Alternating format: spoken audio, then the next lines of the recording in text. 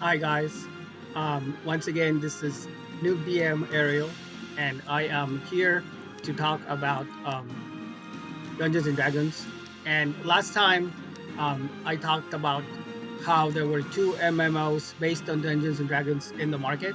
One of them we already looked at in the last couple of videos. One was we looked at the character creation, and then we took kind of messed around with DDO, Dungeons and Dragons Online, and some of the dungeons there, some of the gameplay. And I wanted to do a character creation by comparison to the other D&D game called Neverwinter.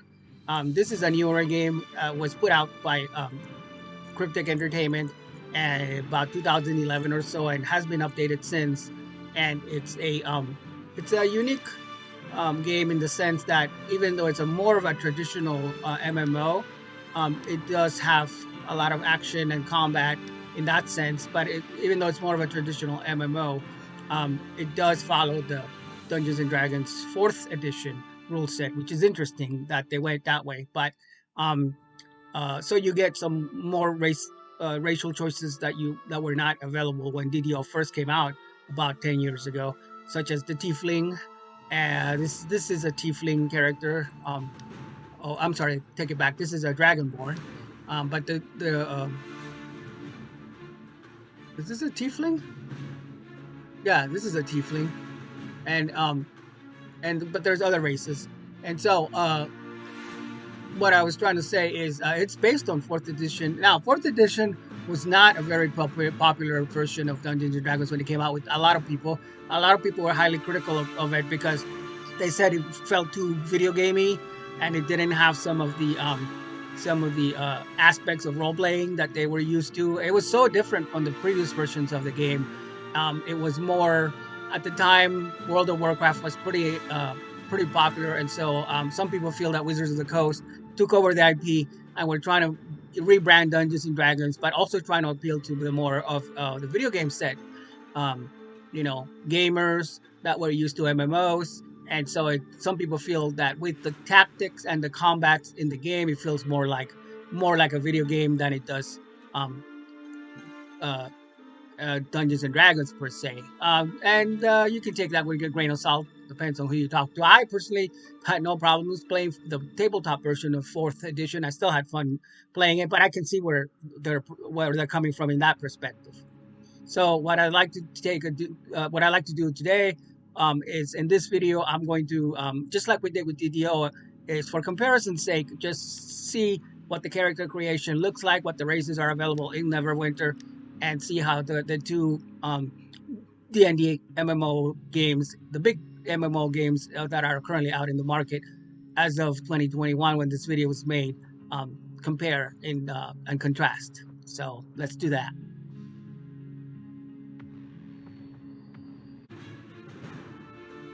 All right, guys, here we are in the Neverwinter character creation screen.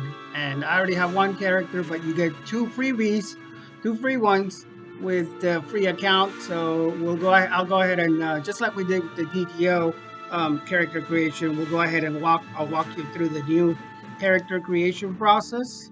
Um, so here are our choices. First, we select our race. Um, there's the human. Um, some unique races like the tiefling, which we already have one. There's the drow elf, the half elf, the dwarf. Switch to the male. That's what they kind of look like. Maybe a half orc. Half orcs are pretty cool. Or a dwarf. Dwarf, pretty short in stature, but the glory of the ancient dwarven kingdoms lies far in the past. I actually never played a dwarf in this game. Yet these stout champions remain vigilant against the myriad foes arrayed against them, claiming that they stepped fully formed from the heart of the world. Dwarves have much in common with the stone and steel they respect. So here are the racial abilities. Stand your ground, their ability score, and cast iron, which gives them a bonus of 5% to defense. And just out of curiosity, I'm gonna pull out I do have my Dungeons and Dragons fourth edition player's handbook, And I'm just curious to see how if the paper and the tabletop game, paper and pen role playing game, how it stacks up or compares to this fourth edition Neverwinter game. And let's see, I'm gonna look up. If you bear with me, the dwarf is on page 36 of the player's handbook. And for racial abilities, we have um, ability scores +2 Constitution and +2 to Wisdom. Yeah, we have the Constitution, and or you can pick either Constitution or Strength here, but it is a +2 Constitution and a +2 Wisdom in the tabletop. Um, skill bonuses are to Dungeoneering and Endurance. Um, and let's see, let's go here with Male and continue. Okay, so we can select the character class. Um, Fighter looks pretty cool. Paladin, Dwarven Paladin might be kind of interesting. The Paladin is a righteous defender of the innocent, a holy knight devoted to the pursuit of justice. The Paladin draws upon their faith, wielding divine magics to heal allies and crush the forces of darkness. Upon reaching level 30, Paladins may specialize in either tanking or healing, which is great because they can heal themselves. And here are some of their abilities: block, vow of enmity, the shield of faith, and channel divinity. Let me just take a look at the book real quick and see how that stacks up in terms of class. Paladin is on page 89 of the player's handbook for 4th edition. And so the power source, the book says, is divine. You're a divine warrior, crusader, protector of faith. The key abilities are strength, charisma, and wisdom. So that checks out. Armor proficiencies are cloth, leather, hide, chainmail, scale, plate, light shield, and heavy shield. The weapon proficiencies include the simple melee, weapon, military melee, and simple range. Nothing extraordinary or out of the ordinary there. Bonus to defense are +1 fortitude, +1 reflex, and +1 will. There. Okay, class features. Here we go. Channel divinity. That checks out. Divine challenges in the book, but here we start off with different skills. And lay on hands. We don't have a lay on hands in this one, so it's a little bit different in the tabletop, interestingly enough. Here's where this game kind of differs from Dungeons and Dragons Online DDO, which is based on the 3.5 rule set, as I mentioned in the other video, and it has you depending on the class that you pick, you will get your ability scores already filled in. So as a paladin, charisma and wisdom are the most useful ability scores. So you'll see the charisma is all the way up to 18. And the wisdom is also pretty high, which is 16, because it makes sense. If you're going to be casting spells, you need to be high in wisdom. But unlike DDO, you can't mess around with these abilities at all. They're pretty much fixed depending on the class. And but you do get to choose your racial ability bonus. That's depending on the race. In this case, being the dwarf. And again, I'll check the book and check the dwarf stats on the tabletop. And for the tabletop, the racial abilities are pretty standard. You get your cast iron stomach, your dwarven weapon proficiency, encumbrance speed, and it's a +2 to Constitution or a +2 to Wisdom, which is here. But you get a choice in the game, either to bump up Constitution and Strength or Constitution and Wisdom. This doesn't make any sense to me. I think the best option is the +2 to the Constitution and +2 to Wisdom, because your Constitution is going to be already high, so you don't need additional Strength. I mean, our Strength is it's an 8, but you still have a pretty good bonus to your Constitution, so you'll have your hit points, and you need your bonus to the Wisdom because it'll max out 16, 14 plus 2, and that's gonna allow you to have good perception and to be able to cast your spells as a paladin. So we'll go with that. Okay, and then you can, like any MMO or most of these games, you can go ahead and select the appearance. You can see what the armor looks like and what he looks like without armor. Um, and I'm not all that big in customizing these, because this really doesn't affect the game too much. But you can check, kind of change the face a little bit, um, change the color if you want to, um, the eyes. Again, I'm not all that concerned. This, is kind of just basic customization of appearance, which most games will have. And then this part is interesting because when you get to this stage, you can, unlike one of the things I don't like about Dungeons and Dragons Online DDO is that you pretty much will start at the same zone no matter what race or character you pick. On the only exception is you can buy some game packs, um, and or if when you get to higher level, you can unlock the game packs, and the adventure packs usually will give you like other options. But for the most part, when you're starting off level 1 right at the beginning, you don't get a lot of choices. In this game, though, you do get the character origin, and you get to pick your starting zone, kind of like similar to Warcraft, retail Warcraft. You get, depending on your race, you can start in different zones in the map, and this game kind of follows the same idea. So you can start, and some of these locations are pretty famous, like Baldur's Gate or the Waterdeep, or even Neverwinter itself. You know, Neverwinter, you start off, well, Neverwinter's here. Neverwinter is home to the hardy and creative people who have rebuilt their city in the wake of the eruption of Mount Hotnow. While still a shadow of its former glory, the city shows why it is called the City of Skilled Hands.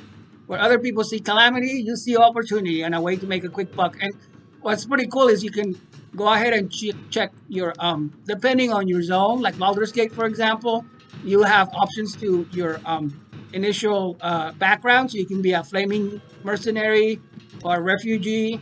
But if you Neverwinter gives you this zone gives you a lot of choices. You get 4 choices off the bat. So you can be a clever opportunist, or a initiate of the faith, the militia defender, or the seeker of knowledge. Let's go with initiate of the faith since we're going to be a paladin.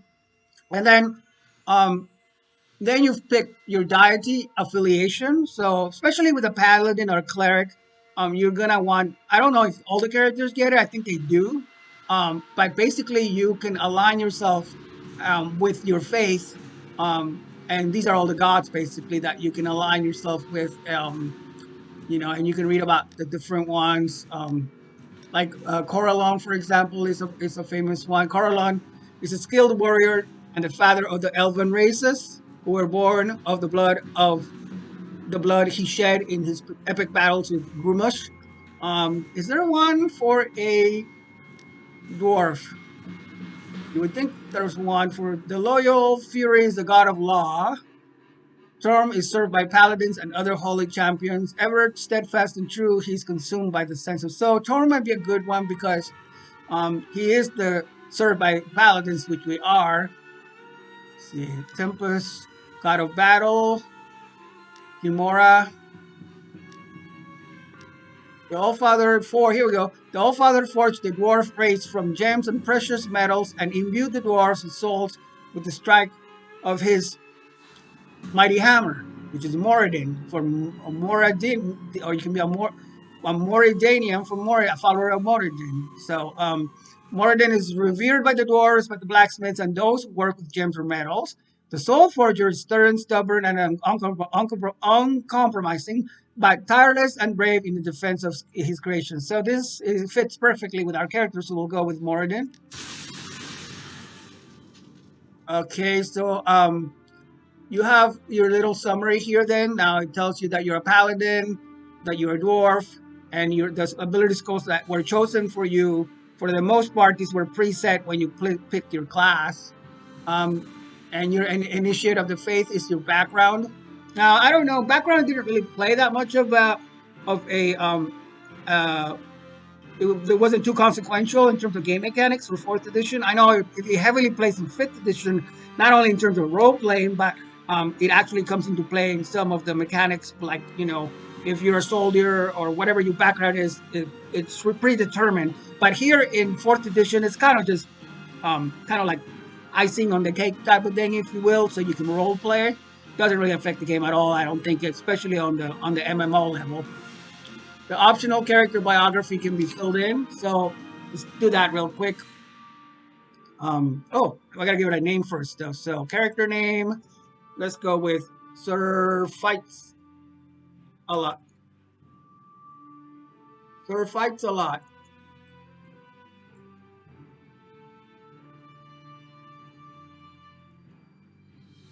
is a hardy champion, worshipper of Moradin,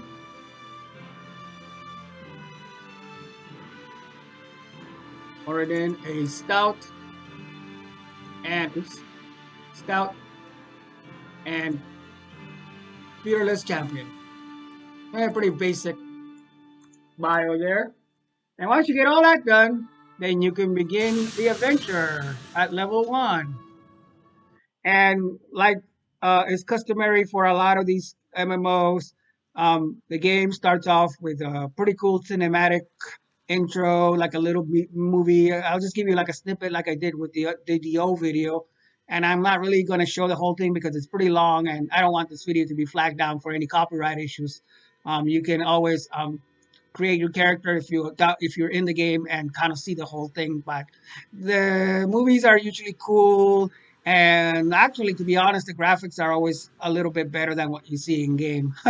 To be quite honest, but yeah, so that's the Neverwinter character creation. Next time we might get a chance to look at what I might do is might take a look at some gameplay. So thank you guys for coming here to the channel and checking out this video. And if you like it, go ahead and subscribe, and I'll go ahead and talk to you next time.